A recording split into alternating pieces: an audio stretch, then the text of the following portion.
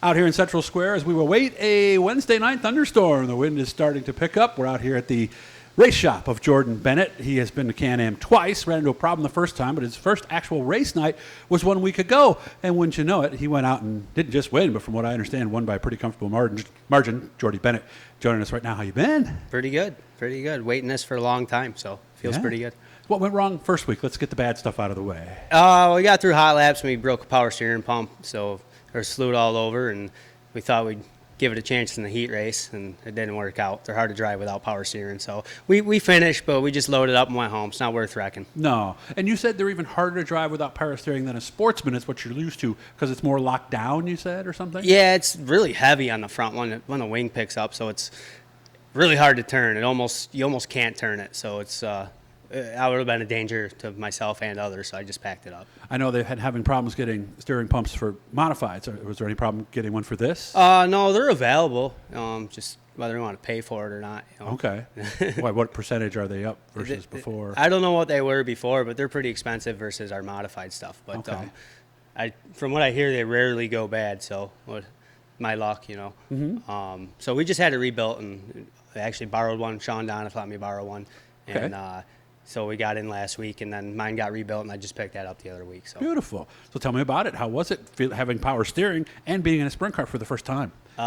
Different, very different. The way that it reacts and the steering, everything. It was not even comparable to anything I've ever driven before. So like I said, I only had 3 laps in before the pump broke, but it was definitely a whole different scenario.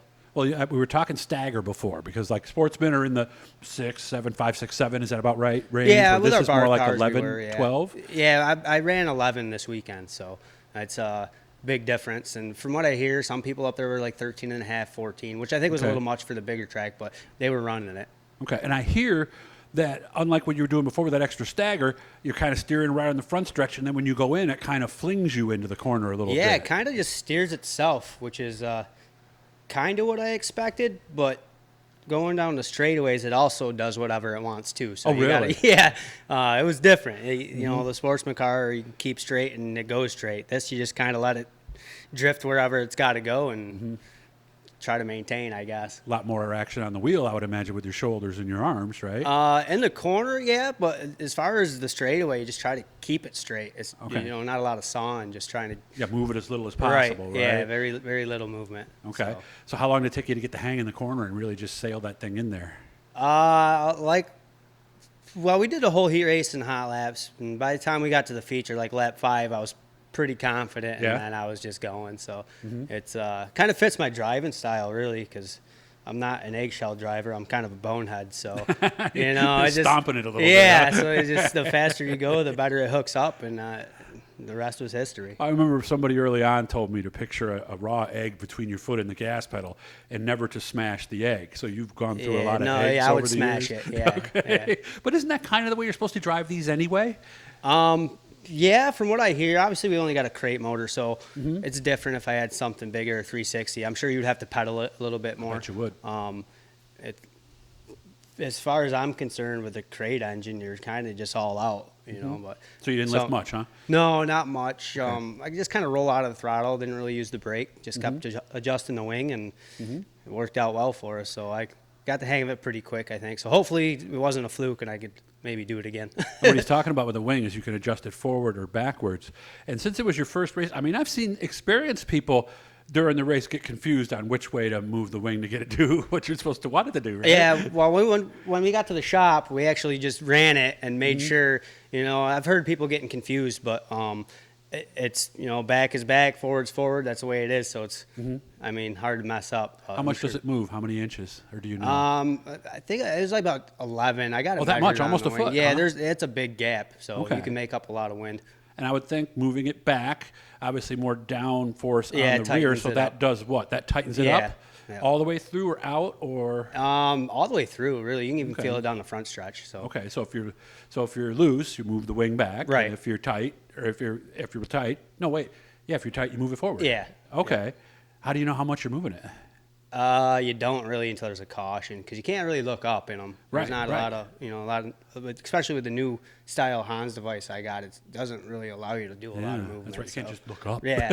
It's not possible. So, all right. What is it? Just a little lever on the side? Yeah, right, just with a your lever left in hand? the cockpit. Okay. Yep. You have to show me that before we say goodbye. But Yeah. I've heard that can be a key factor sometimes when your car is not quite working right. So still some learning to do there. Yeah, well, it's nice because you have that ability. In the modified cars, you didn't have once you're. That's true. You got once you brake go bias. out, yeah, you could adjust a few things in there, Yeah. but not a lot. And the wing makes a big difference. So. Of course, I remember they had those adjusters for the four corners for the shocks for a while. Yep. And some of the guys were telling me, Doug, it's just another way to dial yourself out. Yeah, yeah, we're not allowed to do that anyway. So Sean hooked me up with a pretty sweet set of shocks. He knows what he's doing. I have no idea, so it's nice to have that on my side.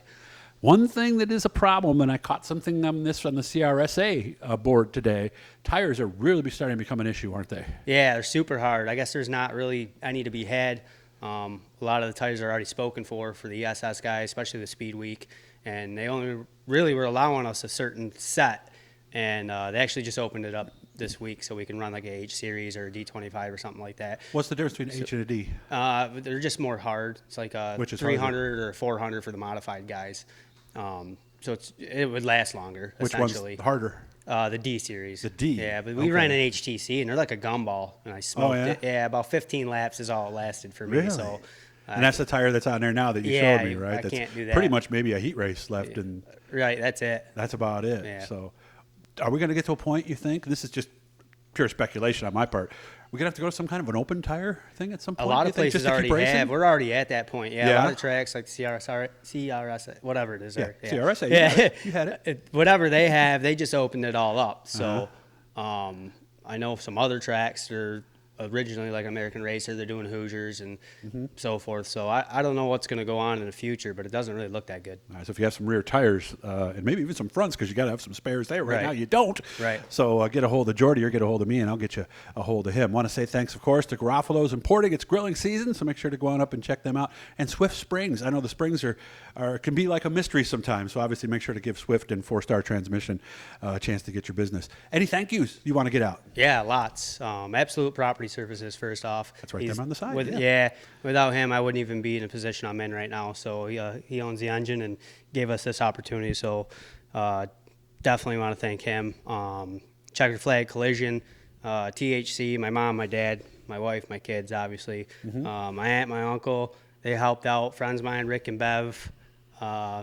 I got an incognito guy. He knows who he is. I'm sure he'll watch the video. I want to thank him. I like the incognito guys. I got a couple of them too. Everybody who's helped me get this here, and it's a blessing for me to even be able to be this far ahead. You know what I mean? So Yeah. I really appreciate everything you guys for what you do for the sport too. Appreciate that.